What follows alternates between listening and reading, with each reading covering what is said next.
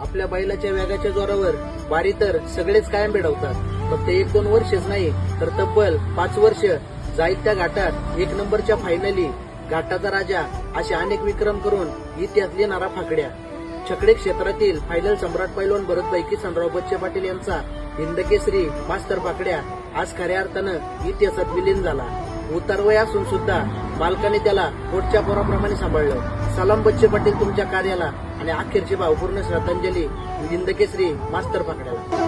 निघून गेला रंग, विरून गेला धागा, व्याकुळ हा जीव माझा किती काळ जागा.